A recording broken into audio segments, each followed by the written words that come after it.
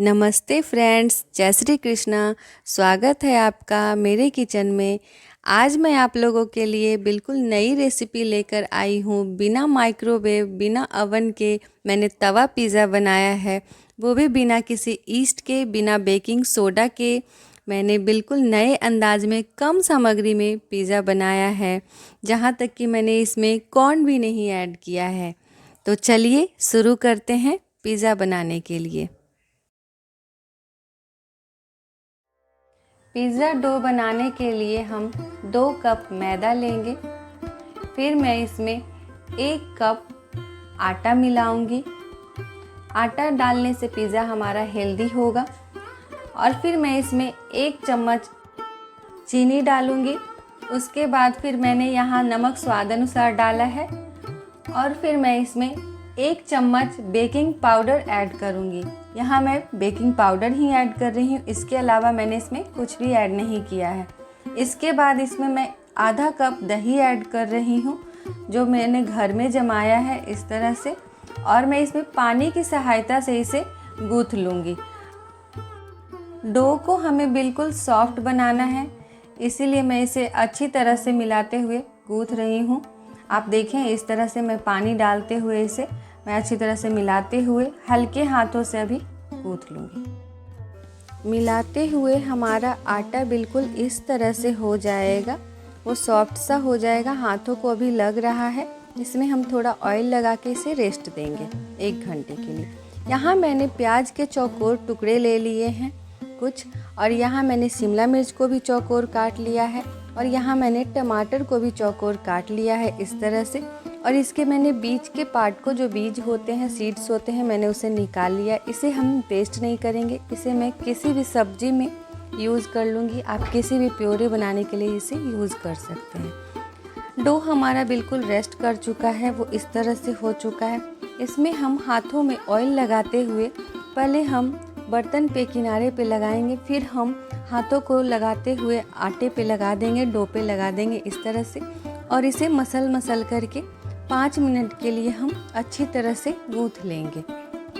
जब हमारा डो इस तरह से हो जाए, सॉफ्ट हो जाए और हाथों को ना लगे, तो हमें समझ लेना है कि डो हमारा तैयार हो चुका है। अभी इसे हम एक प्लेटफॉर्म पे अच्छी तरह से इसे मैदा और कॉर्नफ्लोर मिला करके इसे हम इस तरह से स्प्रिंकल कर देंगे। और उसके बाद हम इस पे डो को इस तरह से, जितना बड़ा आपको शेप रखना है पिज़्ज़े का, उसे लेकर के हम इस तरह से, मैं दिखा रही हूँ आपको यहाँ कि देखिए ये मेरा डो कितना सॉफ्ट बना है, लचीला बना है, वो बिल्कुल इस तरह से एकदम हाथों में। ये देखिए आपका ये बिल्कुल स्ट्रेच होते रहेगा इस तरह से। जब इसका हमें अभी इस तरह से करना है, फेंटना है, इसे हमें मिक्स करना है कि इसका जो ग्लूटेन है वो एक्टिवेट हो जाए। इस तरह से हमें इसे पीटते हुए प्लेटफॉर्म पे अच्छी तरह से मिक्स कर लेंगे। जब ये फाइनल, आप वीडियो को पूरा देखें, वीडियो को बीच में आप बिल्कुल स्किप ना करें। इस तरह से आप अगर स्किप करेंगे तो आपको बिल्कुल समझ में नहीं आएगी। इसे हम इस तरह से राउंड शेप दे चुके हैं। उसके बाद फिर से मैंने इस तरह से मैदे को स्प्रिंकल किया है, और अब मैं इसे एक शेप में दे रही हूँ इस तरह से। अभी मैं इस सारे को इसी तरह से पीट ले रही हूँ, और यहाँ मैं एक शेप हाथों से ही मैं इसे अभी फैला रही हूँ। पहले हम कोशिश करेंगे कि मैं इसे जितना हो सके हाथों से ही इसे फैला सकूँ इस तरह से। अगर आपसे ना हो तो आप बेलन से भी इसे फैला सकते हैं, क्योंकि ये थोड़ा श्रिंक हो जाता है, तो आप इसे बेलन से भी फैला सकते हैं। यहाँ देखिए इसकी थिकनेस मैंने इस तरह से रखी है। आप चाहें तो थोड़ा और मोटा पतला रख सकते हैं। उसके बाद हम इसे एक फोक की सहायता से इसे प्रिक कर लेंगे हर जगह से, ताकि ये फूले नहीं बिल्कुल भी। हर जगह इसे हम इस तरह से प्रिक कर लेते हैं। उसके बाद मैंने यहाँ पे एक कढ़ाई को गरम किया है, जो मैंने पहले से ही प्रीहीट कर लिया है। उसके बाद हम इसमें इस पिज़्ज़ा बेस को डाल देते हैं। अभी यहाँ पिज़्ज़ा बेस एक तरफ से सीख चुका है, मैं इसे दोबारा इस तरह से पलट दे रही हूँ। पलटने के बाद मैं इसमें पिज़्ज़ा सॉस या पिज़्ज़ा टॉपिंग को इस तरह से स्प्रेड कर ले, हर तरफ इसे मिलाते हुए हम हाथों से और स्पून की सहायता से इसे मिलाते हुए हम इस तरह से कर लेंगे। उसके बाद मैंने यहाँ शिमला मिर्च को इस तरह से रखा है। आप इसे ऊपर के डायरेक्शन में इस तरह से रखें। फिर मैंने अनियन को बीच में रखा है और उसके बाद फिर मैंने यहाँ वहाँ टमाटो दिया है। यहाँ पे आप इसमें कॉर्न वगैरह आप ऐड कर सकते हैं, जो भी आपको पसंद हो। मैंने यहाँ पे अमूल चीज़ का उपयोग किया है।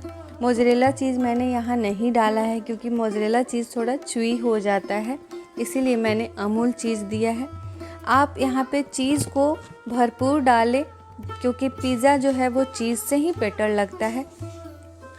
यहाँ पे मैंने इस तरह से चीज़ को ग्रेट करके भी ऊपर से डाला है इस तरह से। अगर आप चाहें तो सब्जियों को थोड़ा टॉस कर सकते हैं। मैंने इसे बिल्कुल इस तरह से रखा है क्योंकि ये जब मैं इस पर लिड लगाऊंगी तो ये बिल्कुल पक जाएगा इस तरह से। देखिए मैंने यहाँ सब जहाँ जहाँ मुझे लग रहा है कि यहाँ अभी चीज़ और पड़ेगी, मैं हर जगह यहाँ पे इस तरह से भरपूर चीज़ डाल करके इसे 7 से 8 मिनट के लिए मैं इसे लो टू मीडियम फ्लेम पे इसे हम 7 से 8 मिनट के लिए छोड़ देंगे इस तरह से। यहाँ मैं आपको तवे पे भी बना करके दिखाती हूँ। वहाँ मैंने कढ़ाई में बनाया है, यहाँ मैं आपको तवे पे भी बना करके दिखाती हूँ।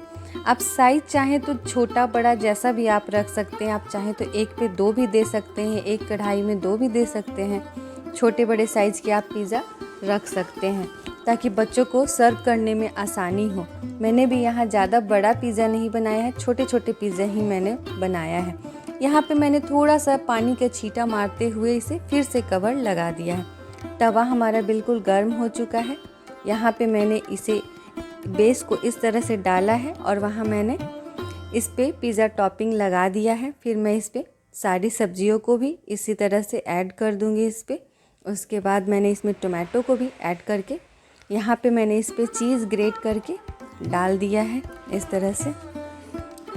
जब हमारा चीज़ पूरी तरह से ऊपर से कवर कर जाए उसके बाद फिर हम इस पे कवर लगा करके इसे भी 7 से 8 मिनट के लिए हम उसी तरह से पकने के लिए छोड़ देंगे। कवर आप ज़रूर करें इसे क्योंकि वो है जो आपका, तभी नीचे से ये भी बिल्कुल अच्छी तरह से क्रस्ट हो करके ये पकेगा।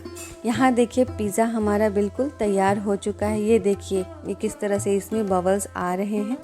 ये हमारा ऊपर तक सब हो गया है पिज़्ज़ा। अभी मैं इसे निकाल लेती हूँ। यहाँ देखिए पिज़्ज़ा हमारा बिल्कुल रेडी हो चुका है। ये मैंने जो कढ़ाई में बनाया है वो वाली पिज़्ज़ा है। ये पिज़्ज़ा बिल्कुल तैयार हो चुका है। इसी तरह से मैं अलग अलग साइज़ के छोटे बड़े पिज़्ज़ा बना लूँगी। यहाँ पे मैंने कोई माइक्रोवेव ओवन का यूज़ नहीं किया है। मैंने सिर्फ कढ़ाई और तवे पे पिज़्ज़ा बनाया है इस तरह से। अगर आपको माइक्रोवेव में बनाना है तो आप इसे 180 पे बेक करें इस तरह से, क्योंकि मैंने जो पिज़्ज़ा बनाया है वो बिल्कुल ही कम सामग्री से बनाया है और ये बिल्कुल हेल्दी है, कम सामग्री में बनी हुई, कम मेहनत से बनी हुई, जो हमारे घर में हमेशा अवेलेबल होती है। मैंने उसी चीज़ से इस पिज़्ज़ा को बनाया है। हाँ, मैंने ऑर्गेनो सीड्स इस पे डाल करके इस तरह से और चिली फ्लेक्स डाल करके इस पे मैंने इसे स्प्रिंकल कर दिया है। अब ये फाइनल लुक देने को तैयार है। यहाँ देखिए पिज़्ज़ा हमारा कितना सुंदर लग रहा है। इस तरह से बहुत ही अच्छा और कम समय में हेल्दी पिज़्ज़ा बनके तैयार है।